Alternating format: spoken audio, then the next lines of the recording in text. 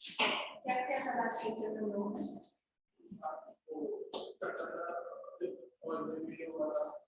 तारा वामीरो शुरू किया था हम लोगों ने ना, मतलब उसका देखा परिचय हुआ था कि नहीं? देखा परिचय हो गया, चैप्टर स्टार्ट हुआ था, शुरू हुआ था कि नहीं? कहाँ तक हुआ मतलब बताइए।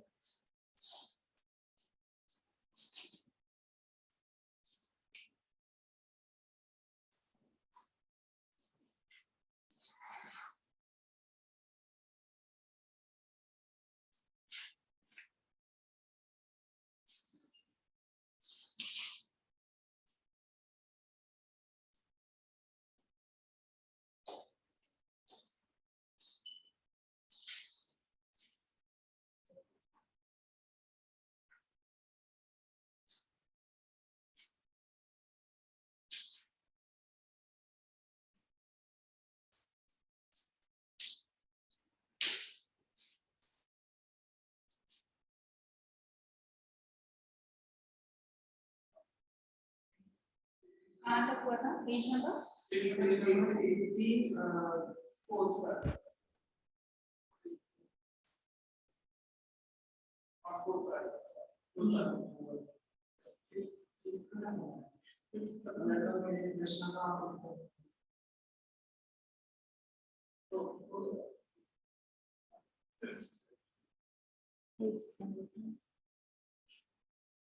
मैं यहाँ से शुरू करती हूँ। ऋषिका, यस मैम, हमने को स्टार्ट किया क्या अभी तक? नहीं अभी बस जस्ट मैंने ये पूछा ही मुझे कि कहाँ तक हुआ है, अभी शुरू नहीं हुआ था बेटा। मैम वो नदी के किनारे तक पढ़ा था ना पिछले क्लास में? हाँ पिछले क्लास में हम लोग तारा वामीरो शुरू किए थे ना। हाँ वही वाला है। Okay ma'am. Page number second page पर है ना हम लोग, चैप्टर का सेकंड पेज है ना, 6 पैराग्राफ 1 2 3 4 5 6। ओके ठीक है बेटा, यहाँ पर 6 पैराग्राफ आपका है, सच बताओ तो तुम कौन हो, यहाँ से ना, यही ना। थोड़ा सा हम लोग ऊपर से लेते हैं ताकि पुराना भी याद आ जाए कि कहाँ तक हुआ था। और आप लोगों ने होमवर्क किया है? लास्ट लेक्चर में मैंने अनुच्छेद दिया था, ये भूलने, अनुच्छेद तो बहुत पहले दिया था, लेकिन फिर मैंने दूसरा भी दिया था शायद, क्या पिछले लेक्चर में कोई एक और दिया था एक्स्ट्रा क्या? ऋषिका मैंने और भी अनुच्छेद दिए थे क्या लास्ट लेक्चर बेटा? हिंदी का ये लेक्चर के बाद आप बुक साइड में रख देते थे आप लोग?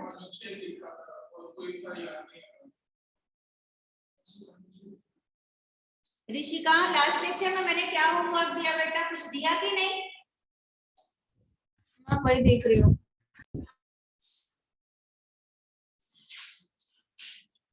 देखिए लिख कर कहीं रखते हो, कुछ दिया था कि नहीं?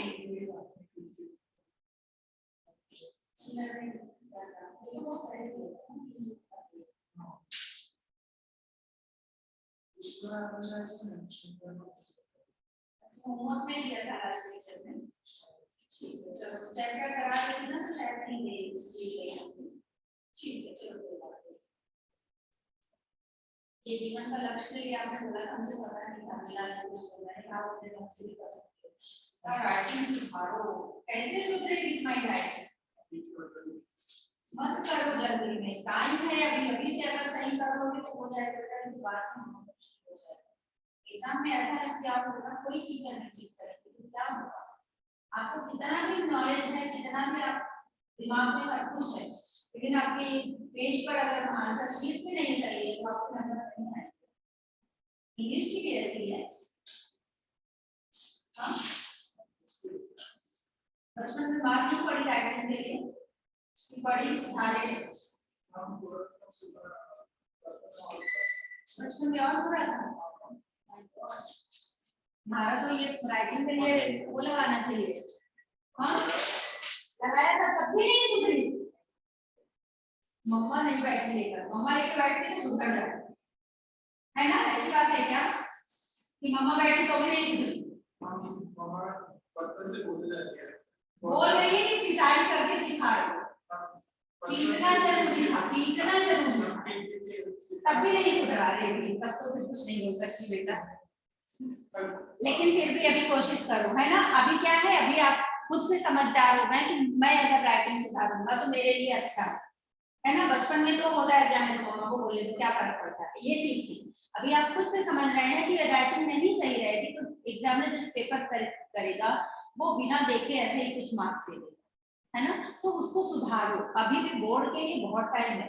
आप एक्स्ट्रा टाइम जो आप मोबाइल में गेम खेलते होगे या कुछ ऐसा टाइम वेस्ट करते हो, उसके बदले में थोड़ा सा एक एक पेज डेली, एक पेज इंग्लिश का, एक हिंदी का, एक एक पेज क्वेश्चन आंसर उसका भी लिखो, तो आपको क्वेश्चन आंसर लर्न भी होगा और राइटिंग भी इम्प्रूव होगी। मैं ऐसा नहीं कहती कि आप कुछ भी बुक लिख डालो, नहीं, आप वो लिखो जो आपको जरूरत है डेली। अब आदत में डाल लो और फिर मुझे 1 महीने बाद आप बताओ कि आपका कुछ सुधार हुआ कि नहीं। डेली, ज्यादा नहीं, 15, मैं मानती हूँ 20 मिनट लगेगा, उतनी देर लगाओ, 20-20 मिनट यानी 40 मिनट कहीं से अपना माइनस किसी चीज से कम करके इसमें लगा लो, ठीक है। अब मुझे इसके बाद आप बताइएगा बेटा, आपकी राइटिंग देख करना बेटा। हेलो,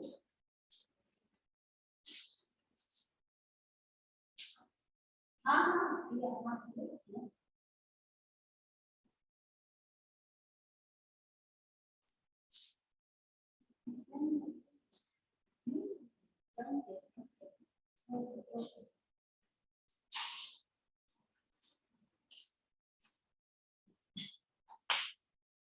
ठीक है।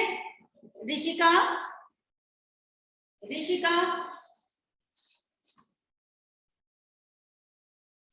Yes ma'am. बेटा आपको भी हैंड राइटिंग थोड़ी सुधारनी पड़ेगी। मैंने आपकी राइटिंग देख ली है, वो करेक्ट तो नहीं हो पाया, सॉरी बेटा, उसके लिए थोड़ा मुझे लेट हो रहा है, लेकिन मैंने आपकी राइटिंग देखी, थोड़ा अभी अपनी राइटिंग में इंप्रूवमेंट लाइए, सुधार लाइए, ओके। और ये वही है कि आप लोग लिख कर याद, मतलब लिखो, जो याद कर ज्यादा से ज्यादा प्रैक्टिस करो तो आपका वो मात्राओं के में भी सुधार आएंगे और आपके इसमें भी आएंगे। और वो मैं आपको आपने दोबारा से ये लिखा क्या अनुच्छेद, ऋषिका आपने फिर से अनुच्छेद लिखा क्या? मैम फिर से नहीं लिख पाई, स्कूल चालू हो गया तो स्कूल से थोड़ा काम आया था तो वो वाला अनुच्छेद लिखना मैं भूल गई सेकंड टाइम। ठीक है, कोई नहीं, मैं सिर्फ इतना ही बोलूंगी बेटा, मान लो स्कूल का है ठीक है, लेकिन आप लिखने की प्रैक्टिस करते रहो, ठीक है। वो भी लिख लो फिर से एक बार, आप अपने मन से लिखोगे अच्छा है, लेकिन अभी स्टार्टिंग में थोड़ा सा देख कर लिखिए और वहां से आपको जब समझ में आने लगेगा कि कैसे लिखना है तो आप अपने मन से भी लिखिए, ठीक। तो हाँ, मैंने आपका वो देखा था बेटा, उसमें आपको बताना था कि आप अपनी राइटिंग में थोड़ा सा सुधार कीजिए। सबसे बड़ी चीज है आपके लैंग्वेज में, कोई भी लैंग्वेज हो, सबसे बड़ी चीज है प्रेजेंटेशन। आपका प्रेजेंटेशन अच्छा है, मैं नहीं कहती सिर्फ प्रेजेंटेशन अच्छा होगा आंसर रॉन्ग लिखोगे तो मार्क्स मिलेंगे, लेकिन उस सब के साथ आप कितना भी करेक्ट आंसर लिख रहे हैं, अगर आपका प्रेजेंटेशन गलत है तो उसके मार्क्स तो कट जाते हैं, ठीक है। तो सबसे पहले हैंड राइटिंग सुधारना होता है, उसके बाद तो आंसर तो आपको लर्न हो ही जाएगा, और जब लिखने की आदत रहेगी तो आपको लिखना भी आ जाएगा, तो आप लोग अच्छे से कर भी लोगे, ठीक है। चलिए अब हम लोग पहले ये चैप्टर कंप्लीट करते हैं, फिर आगे जो होगा करेंगे। बुक निकालो बेटा, आप भी, ऋषिका आप भी बुक निकालिए और हम लोग इसको कंटिन्यू करें। पेज पर देखो बुक में, स्टार्टिंग का सेकंड वाला हम लोग शुरू करेंगे, सेकंड पैराग्राफ से। उसे ज्ञात ही ना हो सका कि कोई अजनबी युवक उसे निशब्द ताके जा रहा है। किसको नहीं ज्ञात हो सका? वामीरों को, है ना। एकाएक एक ऊंची लहर उठी और उसे भिगो गई। समुद्र की या नदी की लहर उठती है, कभी देखा है आप लोगों ने? तो उस तरह से उसकी लहर उठी और लहर थोड़ा ऊंची उठी तो उसको वो भिगा गई, माने उसके ऊपर भी छींटा पड़ा। वह हड़बड़ाहट में गाना भूल गई। अब अचानक से आपके ऊपर जब पानी पड़ेगा तो क्या होता है, आदमी चौंक जाता है ना। तो उस स्थिति में क्या होता है कि वो जो कर रहा है वो भूल जाता है उसको करना, ऐसा होता है। तो वो भूल गई गाना। इसके पहले कि वह सामान्य हो पाती, उसने अपने कानों में गूंजती गंभीर आकर्षक आवाज सुनी। इसमें क्या था कि इसके पहले कि वो सामान्य हो पाती, सामान्य होना मतलब कि वो जो चौंक गई थी वो अपने आप को नॉर्मल कर पाती कि क्या था, मैं मेरे ऊपर कहाँ से छींटा आया, क्या हुआ, उससे पहले उसके कान में एक आवाज आई। उसने अपने कानों में गूंजती गंभीर आकर्षक आवाज सुनी और वो आवाज किसकी थी? तांतारा की थी। उसने क्या बोला? तुमने एकाएक इतना मधुर गाना अधूरा क्यों छोड़ दिया? तातारा ने विनम्रता पूर्वक कहा, तो तातारा था, उसने विनम्रता पूर्वक कहा कि तुमने इतना अच्छा गाना अधूरा क्यों छोड़ दिया? अपने सामने एक सुंदर युवक को देखकर वह विस्मित हुई। वामीरो ने जब अपने सामने एक सुंदर, उसके बारे में था ना कि सुंदर था, बलिष्ठ था, बलवान था, है ना, ऐसा आगे स्टार्टिंग में बताया गया था वामीरो तातारा के बारे में, तो उसको देखकर वो विस्मित हुई, यानी हैरान हुई। विस्मित होना मतलब हैरान होना या आश्चर्यचकित होना। उसके भीतर किसी कोमल भावना का संचार हुआ, किंतु अपने को संयत कर, मतलब उसके अंदर कुछ ऐसा कोमल भावना यानी थोड़ा सा ऐसा विचार आया, लेकिन फिर उसने क्या किया कि अपने को संयत कर, मतलब अपने को कंट्रोल, संयत कर मतलब अपने को कंट्रोल में करके उसने बेरुखी के साथ जवाब दिया। बेरुखी मतलब ऐसे बेमन से जवाब दिया। पहले बताओ तुम कौन हो, इस तरह मुझे घूरने और इस असंगत प्रश्न का कारण? किसने ऐसा पूछा? वामीरो ने। वामीरो ने पूछा कि तुम इस तरह से घूर क्यों रहे हो और इस तरह से तुम असंगत, मतलब जो तुम प्रश्न कर रहे हो इसका कारण बताओ। अपने गांव के अलावा, अब उस वहां का रूल क्या था, नियम क्या था कि अपने ही गांव के, मतलब अपने ही गांव के लड़की या लड़के से बात करना है, दूसरे गांव के लोगों से मतलब नहीं रखना है ना। खास करके लड़के लड़कियों के लिए ये रूल था। बाकी तो तातारा को दूसरे गांव के लोग भी बुलाते थे ना, लेकिन वहां के लड़के लड़कियों के लिए रूल था कि अपने गांव के लड़के लड़कियों से ही बात करें और अपने ही गांव के लोगों से वैवाहिक संबंध बना सकते थे। तो वही वामीरो ने कहा कि गांव के अलावा किसी और गांव के युवक के प्रश्नों का उत्तर देने को मैं बाध्य नहीं, यह तुम भी जानते हो। उसने कहा कि तुम्हें भी पता है कि हम लोगों के गांव का ये नियम है कि अपने ही गांव के लोगों से बात कर सकते हैं। तातारा मानो सुध बुध खोया हुआ था, ये भी मुहावरा है। सुध बुध खोना क्या है? मुहावरा, ठीक है। तो होश खोना, होश खोना मतलब वो बेहोश होना नहीं, होश खोना मतलब कहीं खो जाना, अपने मतलब कुछ और सोचने लगना या कोई और ध्यान में आ जाना। तो वहां पर वो है कि तातारा मानो सुध बुध खोया हुआ था, उसको समझ में नहीं आ रहा था। जवाब देने के स्थान पर उसने पुनः अपना प्रश्न दोहराया, मतलब उसने जवाब नहीं दिया बल्कि अपने प्रश्न को फिर से रिपीट किया। तुमने गाना क्यों रोक दिया? गाओ, गीत पूरा करो। सचमुच तुमने बहुत सुरीला कंठ पाया है। कंठ मतलब गला, है ना? क्या बेटा? मैम मैं वही बोल रही थी, कंठ मतलब गला। हाँ, कंठ मतलब गला। लोग बोलते हैं ना, उसका एक स्टोरी भी है कि वो 4 लेडी होती है ना, और वो बोलती है, एक लेडी बोलती है मेरा बेटा ये वो, ऐसा ऐसा वो स्टोरी है। वो कभी कभी आपके अनसीन पैसेज में भी आता है। चलो वो मैं बाद में कभी सुनाती हूँ। 4 लेडीज होती है, सब अपने अपने बेटे की तारीफ करती है। तो एक लेडी उसमें से बोलती है कि मेरे बेटे का कंठ कितना सुरीला है, यानी गला बहुत सुरीला है। ठीक है। यह तो मेरे प्रेम का, सॉरी, यह तो मेरे प्रश्न का उत्तर ना हुआ, युवती ने कहा। युवती किसके लिए कहा गया? वामीरो के लिए कहा गया है कि वो बोलती है कि यह तो मेरे प्रश्न का उत्तर नहीं है। सच बताओ तुम कौन हो? लपाती गांव में तुम्हें कभी देखा नहीं। उसने पूछा कि मैंने तो तुम्हें अपने गांव, वामीरो के गांव का क्या नाम था? और पासा के, तातारा के गांव का नाम पासा था, मैंने पहले ही बोल दिया। ठीक है। आप लोगों को एक चीज ये भी पता है, एमसीक्यूज भी आते हैं ना, एमसीक्यूज पठित गद्यांश भी आता है। ठीक है। 2 साल से, लास्ट 2 ईयर से ऐसा हो रहा है कि आपके इसमें 40 मार्क्स का ऑब्जेक्टिव रहता है, 40 मार्क्स का सब्जेक्टिव रहता है। ये वाला जो ईयर गया 21-22 वाला, उसमें तो टर्म 1 टर्म 2 करके हो गया, तो उसमें भी 40 मार्क्स आए हैं ना। आप लोगों को पता है इस चीज के बारे में कि टर्म 1 टर्म 2 हुआ, तो टर्म 1 में टोटल ऑब्जेक्टिव थे, टर्म 2 में टोटल सब्जेक्टिव थे। लेकिन अगर जब एक बार में फाइनल एग्जाम बोर्ड का होता है तो भी वो लैंग्वेज में मतलब 40 मार्क्स का आपका सब्जेक्टिव होता है, 40 का ऑब्जेक्टिव होता है। तो उसमें पठित गद्यांश और पठित पद्यांश भी आता है, ठीक है। तो क्लास टेस्ट में भी आ सकता है शायद, और आपके स्कूल के टीचर्स ने अभी तक जो टेस्ट किया उसमें आया कि नहीं? अभी टेस्ट नहीं हुआ 23rd पर, देखो शायद मैम लोग दे दें। वैसे बोर्ड एग्जाम में अभी तक के पैटर्न में है, अभी कुछ चेंज करेंगे तो आपको अपडेट किया जाएगा, बताया जाएगा बाद में, ठीक है। क्योंकि बोर्ड वाले तो 2-3 महीने पहले भी पूरा चेंज कर देते हैं, तो कुछ ऐसा रहेगा तो बताया जाएगा। तो इसलिए मैं ये सब क्यों बता रही हूँ कि आप लोग चैप्टर को ध्यान से पढ़ना, कि क्वेश्चन वो बुक में कहीं से भी क्वेश्चन उठाकर फ्रेम कर देंगे और फिर आपको उसका आंसर बताना पड़ेगा। तो ध्यान से पढ़े रहोगे तभी आंसर कर पाओगे। चलिए ऋषिका, समझ में आया बेटा ना? हाँ मैम। हाँ, वो उसमें ऑब्जेक्टिव सब्जेक्टिव दोनों आते हैं। तो फाइनल बोर्ड में, अभी वो क्लास टेस्ट में आपके स्कूल में होगा नहीं होगा वो टीचर पर डिपेंड करता है। अरे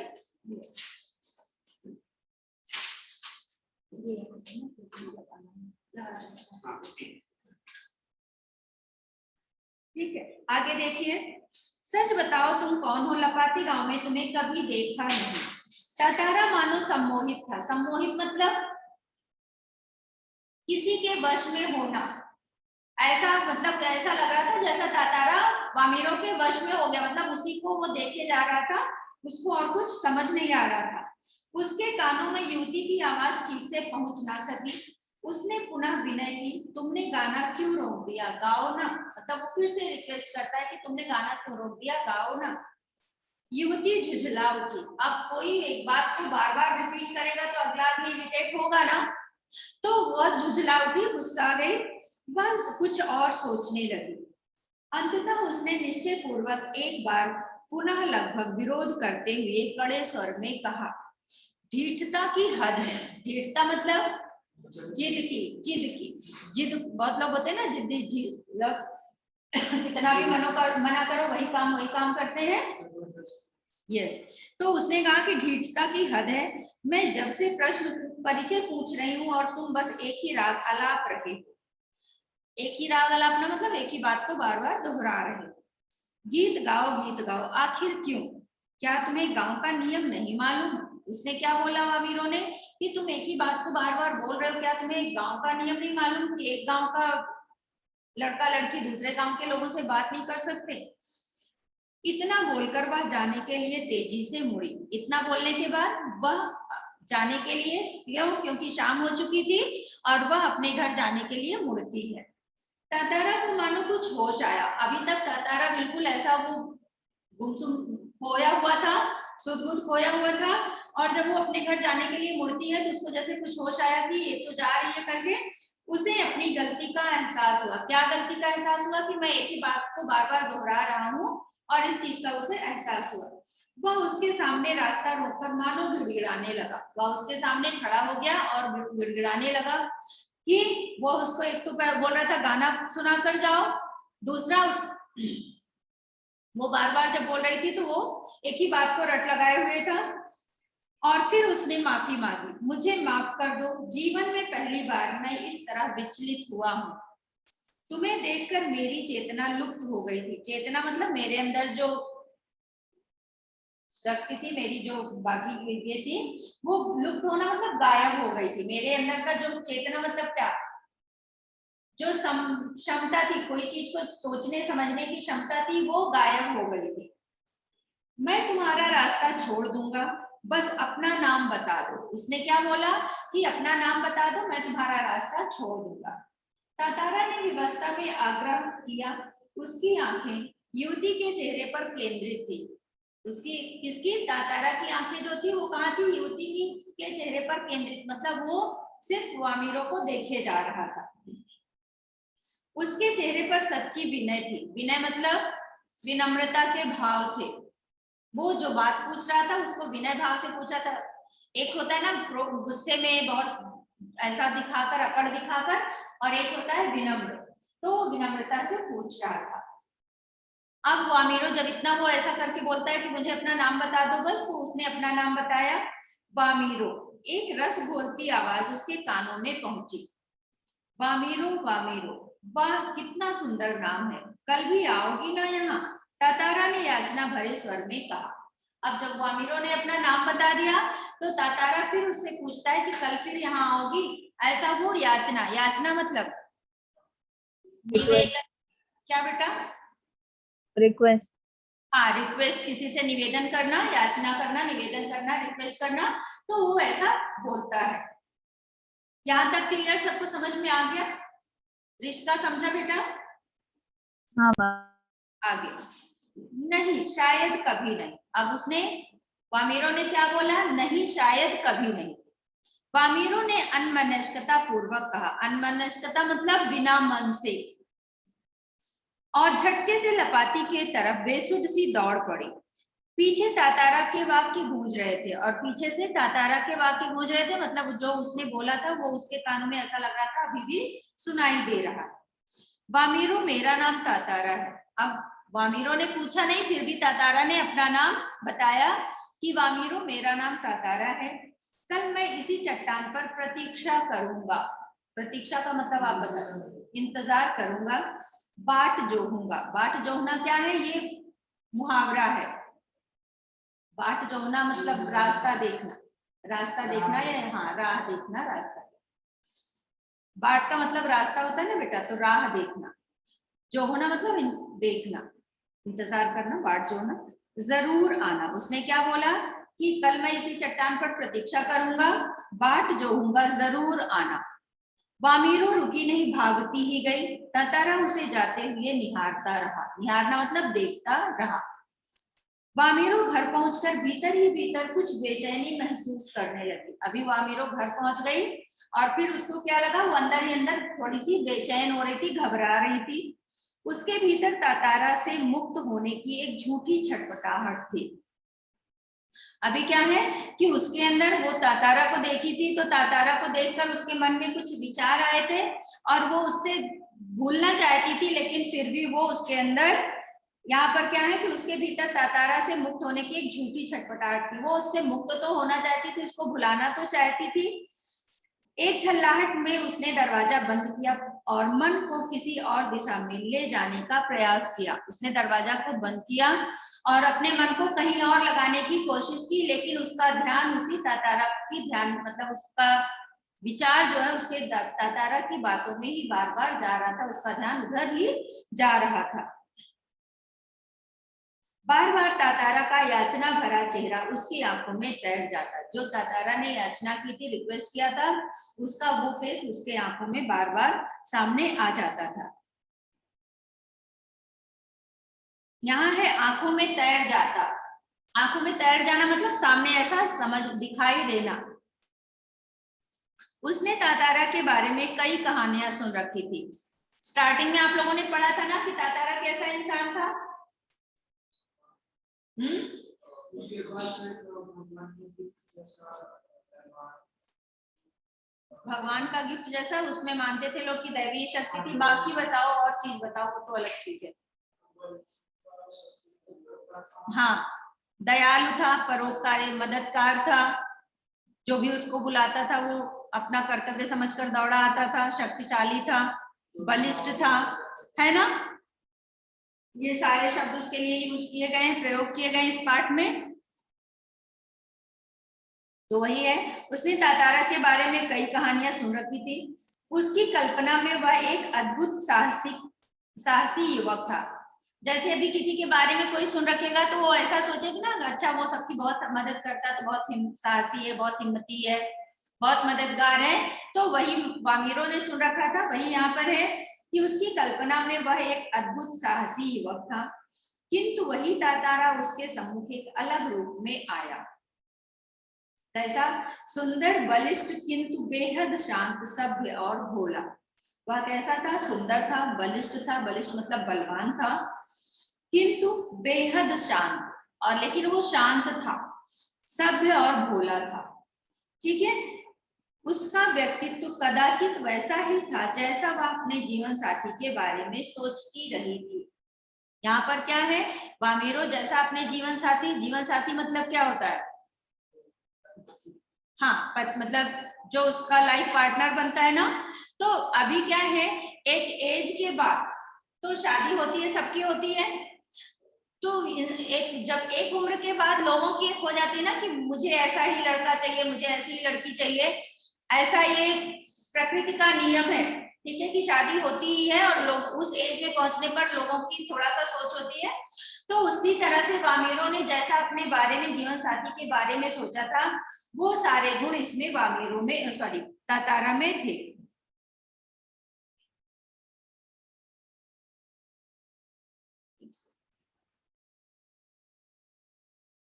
किंतु एक दूसरे गांव के युवक के साथ यह संबंध परंपरा के विरुद्ध था। अभी क्या था, वामीरो ने जैसा सोचा था, तातारा में वो सारे गुण तो थे, लेकिन अभी ये उनके गांव के परंपरा के विरुद्ध था। वो वामीरो जो है वो तातारा के साथ शादी नहीं कर सकती थी, ना तातारा वामीरो के साथ, क्योंकि उनके गांव का ये, उनके गांव की क्या प्रथा थी कि अपने ही गांव के लोगों से शादी कर सकते हैं। तो वही था कि वो उसके विरुद्ध था। अतएव उसने उसे भूल जाना ही श्रेयस्कर समझा। श्रेयस्कर मतलब सही समझा, हितकर समझा। उसको पता था कि ऐसा होना तो है नहीं, पॉसिबल नहीं है, तो भूल जाना ही अच्छा रहेगा। किंतु यह असंभव जान पड़ा, लेकिन यह असंभव था, उसको भूल पाना असंभव था। तातारा बार बार उसकी आंखों के सामने था। आंखों के सामने क्या मतलब, वो खड़ा हो जाता था, यादों में वो था। निर्निमेष याचक की तरह प्रतीक्षा में डूबा हुआ। निर्निमेष मतलब होता है बेटा बिना पलक झपकाए, एक टक देखना या बिना पलक झपकाए, उसको बोलते हैं निर्निमेष। तो निर्निमेष याचक की तरह प्रतीक्षा में डूबा हुआ। यहाँ तक क्लियर? ऋषिका समझ आया बेटा? आप लोगों को समझ आया? चलिए आगे देखिए। किसी तरह रात बीती। अब मतलब वो नेक्स्ट डे, उसने तातारा ने नेक्स्ट डे बुलाया था उसको ना, दूसरे दिन। अभी ये वो उस दिन की पूरी बात है कि वामीरो उसको भूलना चाहती है, उसको पता है कि ऐसा कुछ नहीं हो सकता है, जबकि वो जीवन साथी जैसे सारे गुण थे, फिर भी वो पॉसिबल नहीं है, तो इसलिए वो भूल जाना ही सही समझती है। लेकिन फिर भी बार बार तातारा का चेहरा उसके सामने आ जाता था। अब वो रात किसी तरह से बीती। दोनों के हृदय व्यथित थे, मतलब दोनों ही दुखी थे। व्यथा मतलब दुख, वेदना, पीड़ा, ये सारे उसके पर्यायवाची शब्द हैं। दोनों के हृदय व्यथित थे। किसी तरह आंच रहित एक ठंडा और उबाऊ दिन गुजरने लगा। अभी कब उनको शाम को मिलने की बात हुई थी, तो वो पूरा दिन उनको उबाऊ लग रहा था। अगर आपने किसी से बोला है कि मतलब आपने किसी फ्रेंड से बोला है कि कल शाम को हम लोग वहां पर घूमने चलेंगे, दोस्त की बात मैं कर रही, तो आपको क्या लगेगा ना, अरे जल्दी से ये टाइम बीते, मैं शाम को हम लोग घूमने जाएंगे, वहां पर ये खाएंगे, ऐसा करेंगे वैसा। तो वो क्या लगता है आपको कि जल्दी टाइम नहीं बीत रहा, बहुत टाइम ले रहा है ना, ऐसा लगता है? क्यों?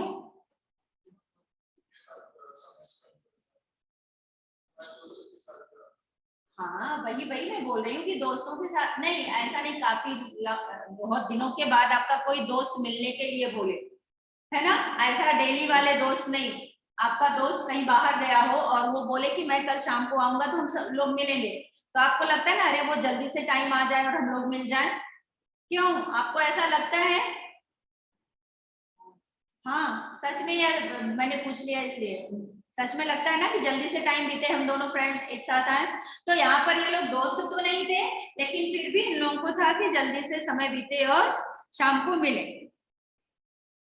गुजरने लगा, शाम की प्रतीक्षा थी। तातारा के लिए मानो पूरे जीवन की अकेली प्रतीक्षा थी।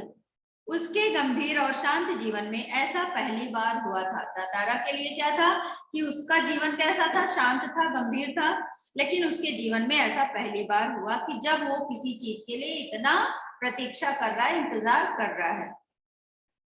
वह अचंभित था। अचंभित मतलब हैरान था, साथ ही रोमांचित भी था। दिन ढलने से काफी पहले वह लपाती की उस समुद्री चट्टान पर पहुंच गया। मतलब उसने सूर्य ढले यानी दिन ढलने के बाद की थी, लेकिन वो उसके पहले ही वहां पहुंच गया।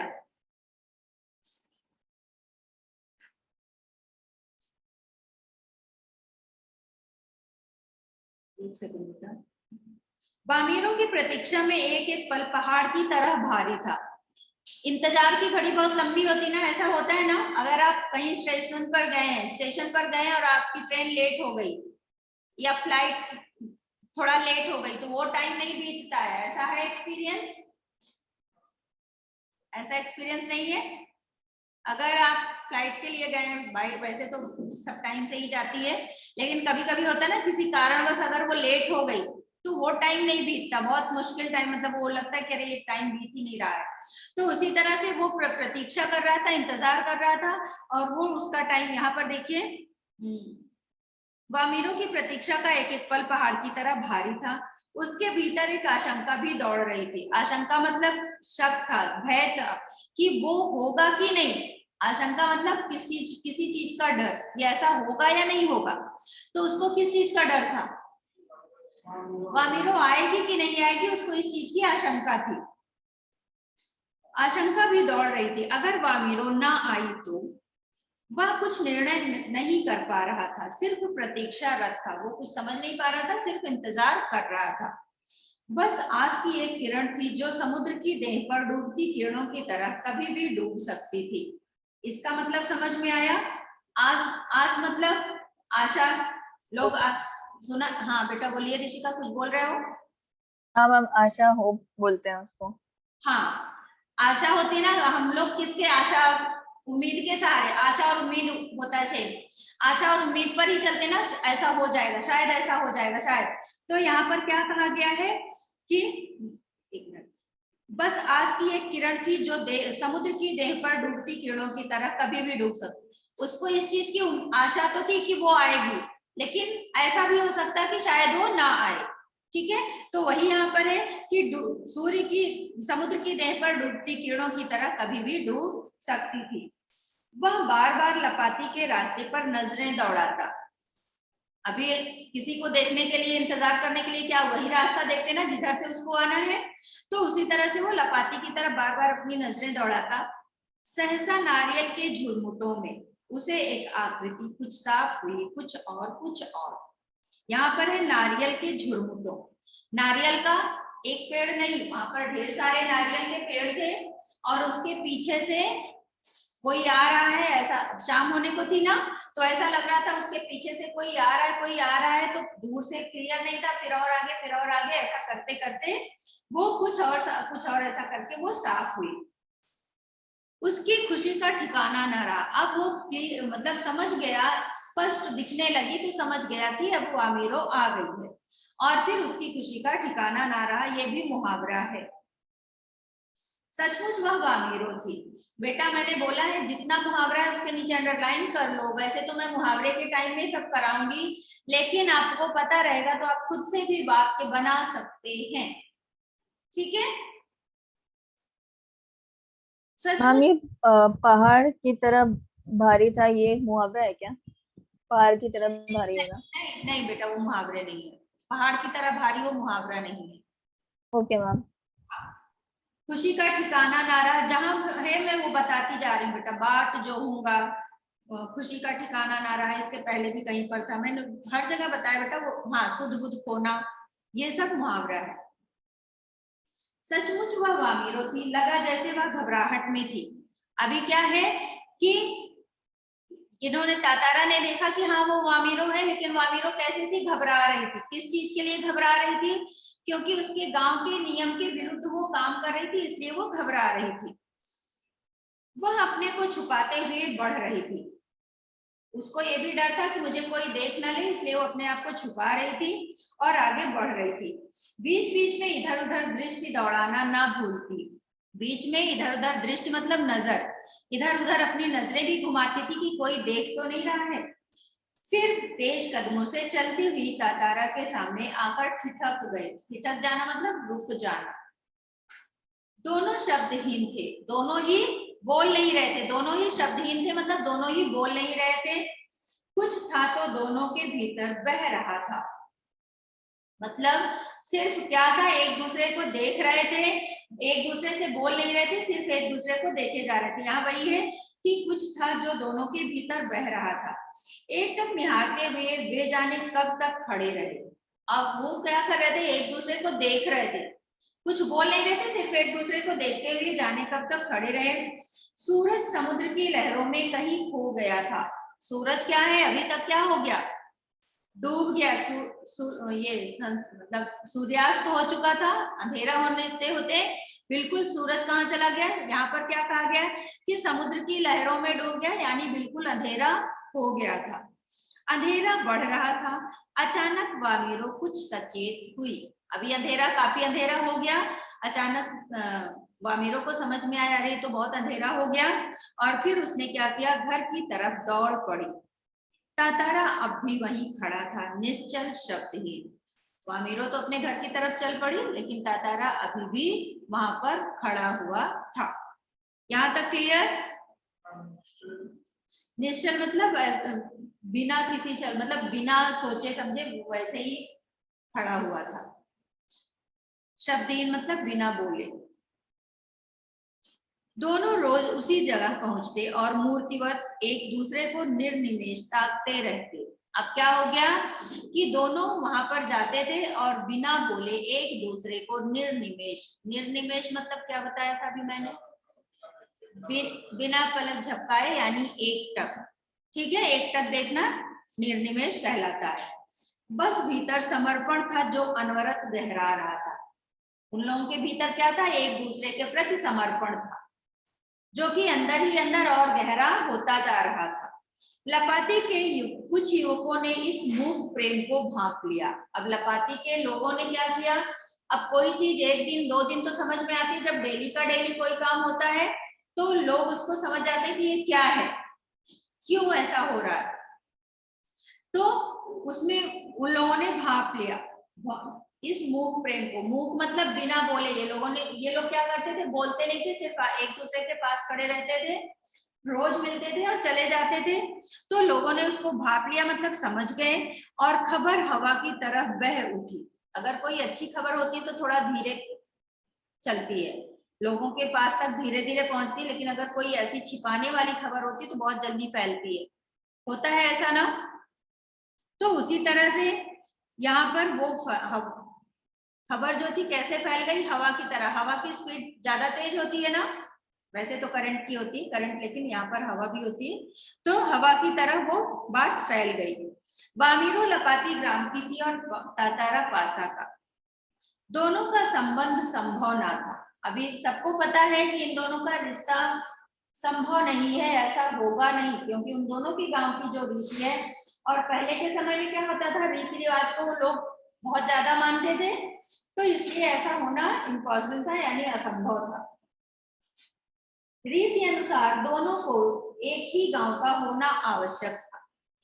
वामीरो और तातारा को समझाने बुझाने के कई प्रयास हुए, किंतु दोनों अडिग रहे। लोगों ने उन दोनों को बहुत समझाया कि ऐसा नहीं हो सकता, तुम लोग अपना अपना अलग, मतलब जो भी उन लोगों को समझाया गया हो, लेकिन वो दोनों अडिग रहे, मतलब अपने पर टिके रहे। वो लोगों ने अपनी बात से, मतलब वो लोग अपनी बात से नहीं हटे। अडिग का मतलब स्टेबल रहे, एक जगह वो अड़े रहे उसी। अडिग और अड़े सेम। हाँ क्या, हाँ। वे नियमतः लपाटी के उसी समुद्री किनारे पर मिलते रहे। वे कितना भी उनको समझाया गया, लेकिन वो उसी जगह पर मिलते रहे। अफवाहें फैलती रही और उनके बारे में तरह तरह की बातें लोग करते रहे। कुछ समय बाद, यहाँ तक क्लियर ना? ऋषिका क्लियर बेटा? मैम आगे देखिए। कुछ समय बाद पासा गांव में पशु पर्व का आयोजन हुआ। पशु पर्व जानते हैं क्या होता है? पशु पर्व, पशु मतलब क्या होता है? जानवर। हाँ, पशु पर्व। अभी क्या है, अभी तो मनोरंजन के लिए आपके पास बहुत से साधन है ना, घूमने के लिए अच्छी से अच्छी जगह है, चाहे बाहर कहीं जाओ, विदेश जाओ, चाहे अपने ही देश में कहीं अलग अलग स्टेट में जाओ, चाहे अपने ही स्टेट में अपनी ही सिटी में घूमो, तो एंजॉयमेंट करने के लिए बहुत चीजें हैं। पहले के समय में गांव में क्या होता था, लोगों के लिए मनोरंजन का साधन तो ऐसा कुछ होता नहीं था। बच्चों का मनोरंजन का साधन क्या होता था, गांव में मेला लगता था। मतलब मेला मतलब पूरा गांव के लोग एक जगह पर इकट्ठा होते थे, वहां पर बच्चों के खेलने के लिए खिलौने, बड़ों के लिए सामान, खाने पीने, हर चीज, और झूला वगैरह। मतलब ऐसा नहीं कि कभी भी जाओ कहीं भी झूल के आओ, पार्क में डेली झूला झूलो, ऐसा नहीं था। तो वो उस समय में झूला वाले आते थे, ऐसा ऐसा सारा कुछ होता था। उसी तरह से ये पशु पर्व है। पशु पर्व में मतलब पशु पशु को आपस में लड़ाया जाता था, उसमें कौन जीत रहा है वो सब ऐसा होता था। या फिर कोई बहुत ताकतवर होता था तो वो भी पशु के साथ यानी उस बैल के साथ लड़ते थे अपनी ताकत को दिखाने के लिए, है ना। तो ये सारा आयोजन, तो इसमें क्या मनोरंजन, लोग उसको देखते थे, उससे मनोरंजन करते थे, और फिर खाने पीने का भी प्रोग्राम रहता था और लोग पूरा दिन एंजॉय वहां पर करते थे, ये उनके मनोरंजन का साधन होता था। ठीक है, तो यहाँ पर क्या हुआ, कुछ समय बाद पासा गांव में पशु पर्व का आयोजन हुआ। पासा किसका गांव था? तातारा का गांव था। हाँ, पशु पर्व में हृष्ट पुष्ट पशुओं के प्रदर्शन के अतिरिक्त पशुओं और युवकों की शक्ति परीक्षा प्रतियोगिता भी होती है। वर्ष में एक बार सभी गांव के लोग हिस्सा लेते हैं। मतलब वर्ष में एक बार ये जो होता था इसमें सभी गांव के लोग आते थे, ऐसा नहीं कि एक एक गांव अपना करे। एक गांव में लगता था तो 2-4 गांव के लोग इकट्ठा होते थे। बाद में नृत्य, संगीत और भोजन का भी आयोजन होता है। शाम से सभी लोग पासा में एकत्रित होने लगे। अभी क्या है, पशु पर्व था, तो शाम से ही सारे लोग वहां पर पासा में एकत्रित यानी इकट्ठा होने लगे। धीरे धीरे विभिन्न कार्यक्रम शुरू हुए। धीरे धीरे जो वहां पर कार्यक्रम होने वाला था वो सब शुरू हुआ। तातारा का मन इन कार्यक्रमों में तनिक ना था। क्यों नहीं था? क्योंकि उसका मन तो कहीं और चल रहा है। जिसमें इंटरेस्ट हो जाता है उसी में उसका दिमाग चलता है। जिन बच्चों का पढ़ने में इंटरेस्ट होता है उनको फिर घूमने फिरने और कुछ ऐसी जगह में मन नहीं लगता। जिसका घूमने में मन लगता है उसका पढ़ने में मन नहीं लगता। तो जिसमें जिसकी रुचि हो जाती है वो उसका ध्यान उसी में जाता है ना। होता है ना, कुछ बच्चों को घूमना ही अच्छा लगता है, पढ़ाई में मन नहीं लगता। तो उसी तरह से अभी तातारा का दिमाग कहीं और चलने लगा था, इसलिए वहां के कार्यक्रमों में उसका मन नहीं लग रहा था। उसकी व्याकुल आंखें वामेरों को ढूंढने में व्यस्त थी। उसकी जो आंखें थी वो व्याकुल थी यानी परेशान थी। किसके लिए? वामेरों को ढूंढने में। नारियल के झुंड के एक पेड़ के पीछे से उसे जैसे कोई झांकता दिखा। यहाँ पर लिखा है नारियल के झुंड। वहां पर नारियल बहुत ज्यादा होते थे, तो झुंड मतलब क्या होता है? जहाँ पर ढेर सारे पेड़ होते हैं ना, तो नारियल के ढेर सारे पेड़ थे वहां पर और उसके पीछे से उसे जैसे कोई झांकता दिखा। उसने थोड़ा और करीब जाकर पहचानने की चेष्टा की। चेष्टा मतलब कोशिश की, इच्छा की। वह वामीरो थी जो भयवश सामने आने में झिझक रही थी। उसने उसको जानने की, पहचानने की चेष्टा की, इच्छा की मतलब। तो वहां पर जब ऊपर उसने देखा कि वो कौन थी? वामीरो थी, और सामने आने से झिझक रही थी। क्यों? क्योंकि वहां पर सब लोग इकट्ठा थे, इसलिए वो सामने आने से डर रही थी, झिझक रही थी। उसकी आंखें तरल थी। तरल मतलब भीगी हुई थी। कैसे भीगी थी? आंसू से, है ना। तरल मतलब लिक्विड होता है ना, तो लिक्विड यहाँ पर वो आंसू से था। होंठ कांप रहे थे। तातारा को देखते ही वह फूटकर रोने लगी। उसने जैसे ही तातारा को देखा वैसे ही वो रोना शुरू कर दिया। तातारा विह्वल हुआ। विह्वल होना मतलब दुखी होना, व्याकुल होना। उससे कुछ बोलते ही नहीं बन रहा था। वो समझ नहीं पा रहा कि अभी मैं क्या बोलूं।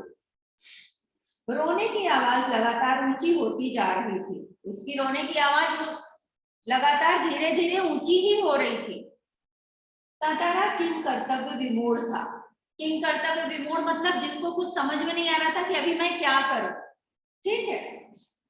वामीरो के रुदन स्वरों को सुनकर उसकी माँ वहां पहुंची और दोनों को देखकर आग बबूला हो उठी। यहाँ पर आग बबूला होना भी मुहावरा है। यहाँ पर कौन आ गया? वामीरो की माँ। ठीक है। अब अगर बच्चा रो रहा है, बच्चा बोल रहा है, तो कौन सबसे पहले पहचानता है उसको? माँ पहचान जाती है ना। बच्चा कहीं भी बोल रहा हो लेकिन माँ को पहचान में आ जाता है, अच्छा मेरा बच्चा यहाँ पर है, तो उसी तरह से जब वामीरो रो रही थी तो उसकी माँ को समझ में आ गया कि ये तो वामीरो की आवाज है।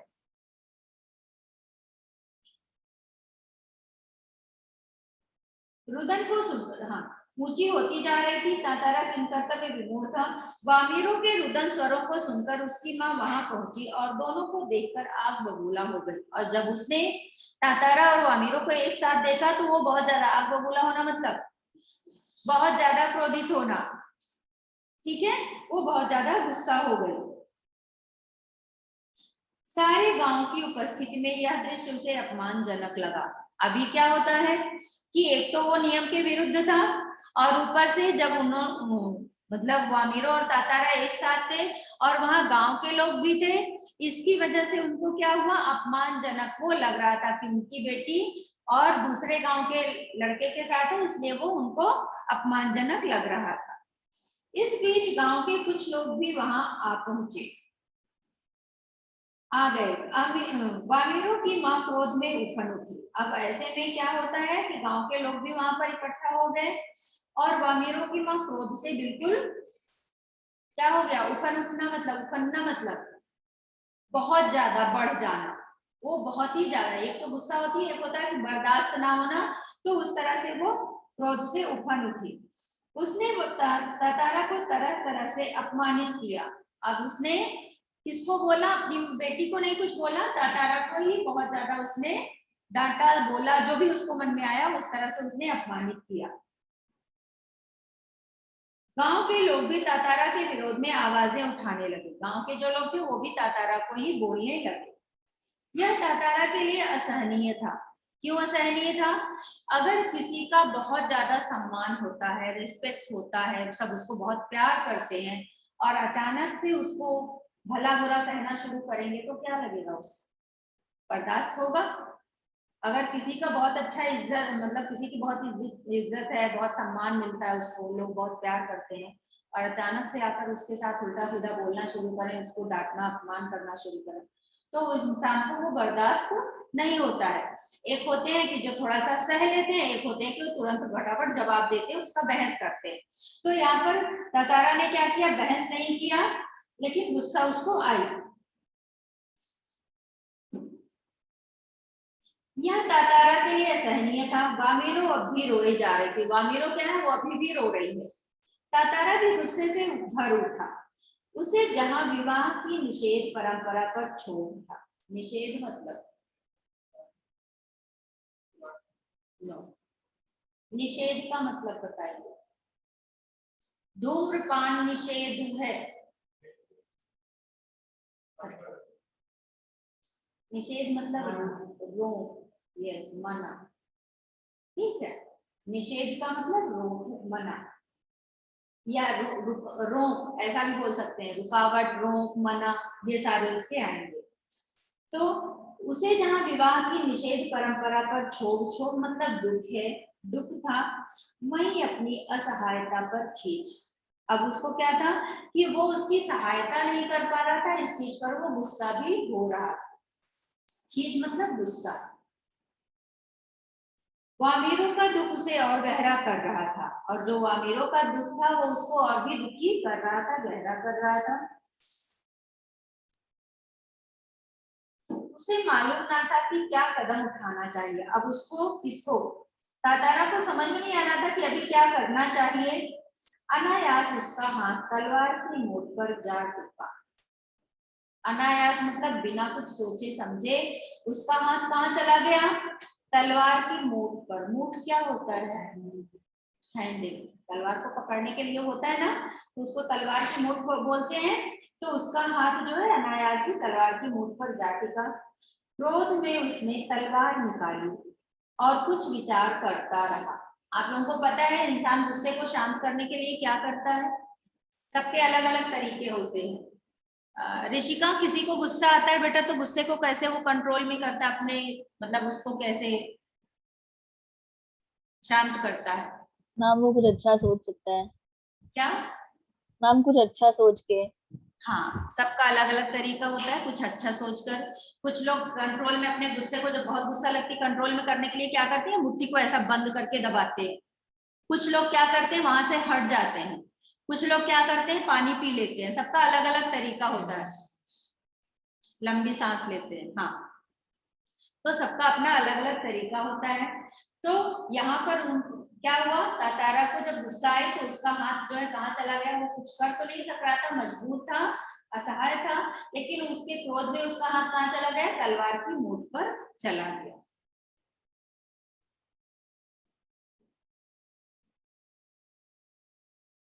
क्रोध में उसने तलवार निकाली और कुछ विचार करता रहा।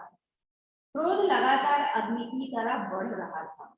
उसका क्रोध कैसा बढ़ रहा था, अग्नि की तरह। अग्नि की आग बहुत जल्दी फैलती है ना, पता है, अगर एक जगह आग लग जाती है तो पूरा फटाफट से कितनी दूर में वो कवर कर लेती है, फैल जाती है। जंगल की आग तो छोड़ दो, कहीं भी आग लगती है बेटा तो बहुत जल्दी पकड़ती है। जंगल की तो बहुत ही जल्दी, क्योंकि वहां पर पेड़ पौधे होते हैं तो वो तो एक दूसरे से लगी जाता है, लेकिन कहीं भी आग बहुत जल्दी फैल जाती है। तो वही है कि क्रोध लगातार अग्नि की तरह बढ़ रहा था।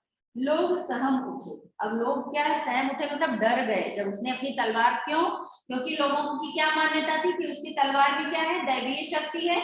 जब उसने तलवार बाहर निकाली तो लोग क्या हो गए, डर गए कि अभी क्या होगा। एक सन्नाटा सा खिंच गया, सब एकदम शांत हो गए। जब कोई राह न सूझी तो क्रोध का शमन करने के लिए उसने शक्ति भर उसे धरती में फूंक दिया।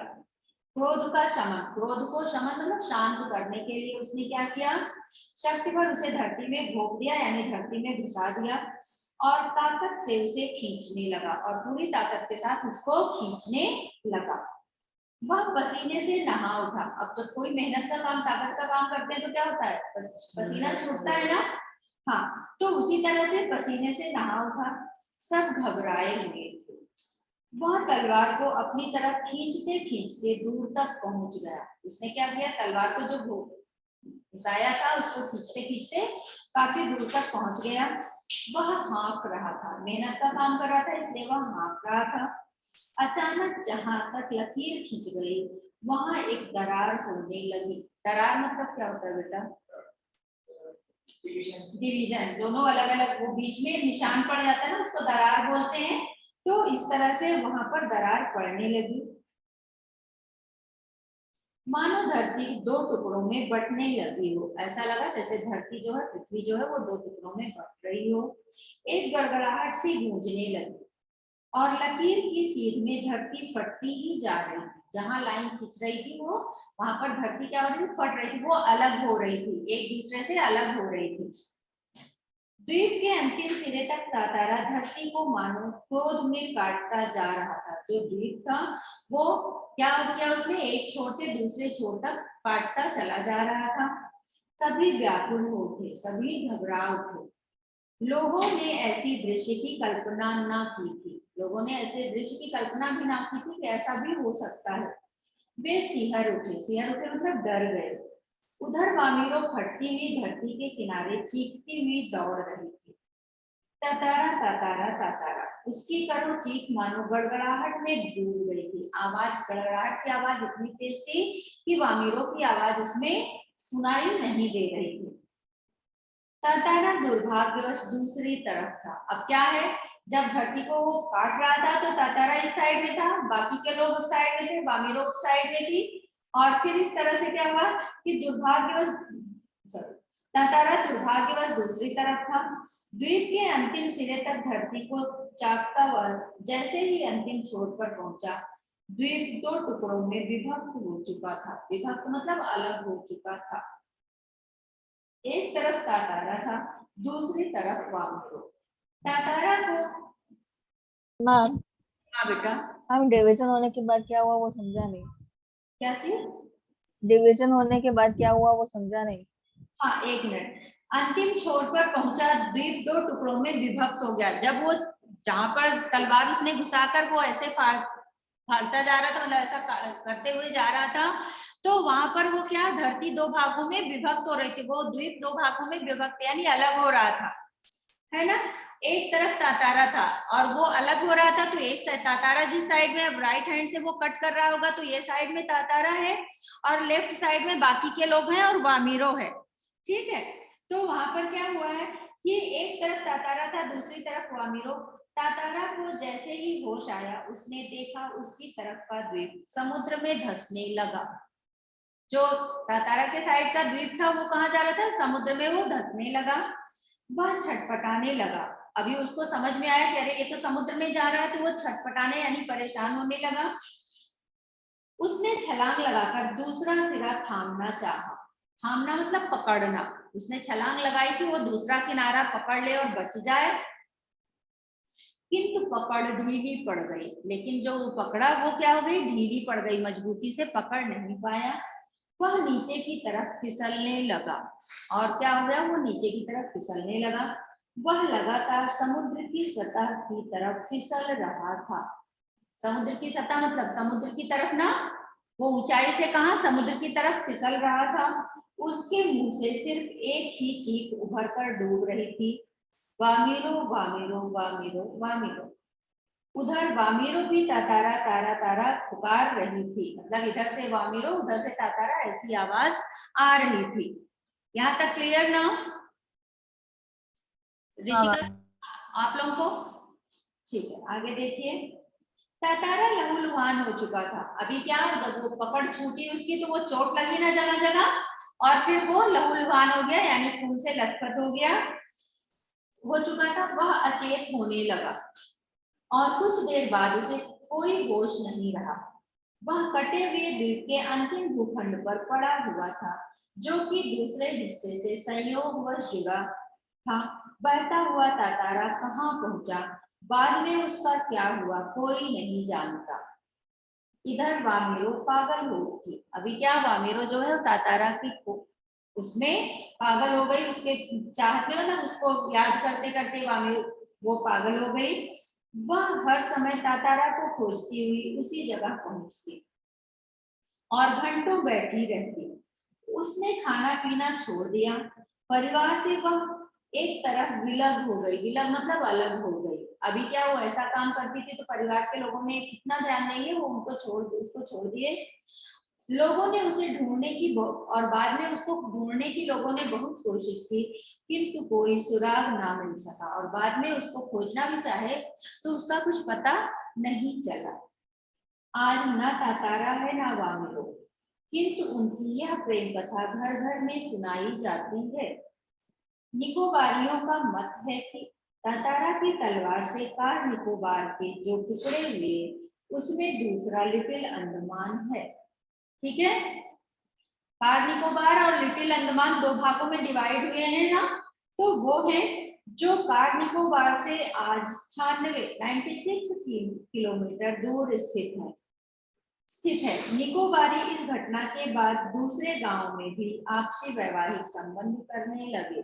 जब से ये घटना घट गई तब से निकोबार के वहां के लोग क्या करने लगे, निकोबार के लोग दूसरे गांव से भी शादी करने लगे। तातारा वामीरो की त्यागमयी मृत्यु शायद इसी सुखद परिवर्तन के लिए थी। यहाँ पर क्या कहा गया है कि उन लोगों की जो मृत्यु हुई शायद इसी सुखद परिवर्तन यानी इस परिवर्तन के लिए ही हुई थी। Chapter clear? इस पाठ को यहाँ पर पढ़ाने का मेन क्या है कि कार निकोबार और लिटिल अंडमान के दो पार्ट कैसे हुए वो इसमें बताया गया है। समझ में आया? जो लोक कथा थी आज भी वहां पर लोगों को बताई जाती है। पहले वो एक था और बाद में कार निकोबार और लिटिल अंडमान इस घटना की वजह से दो भागों में बंट गया। ठीक है ऋषिका, समझ आया बेटा? हाँ मैम। चलिए अभी क्या करना है हम लोग को, क्वेश्चन आंसर ना।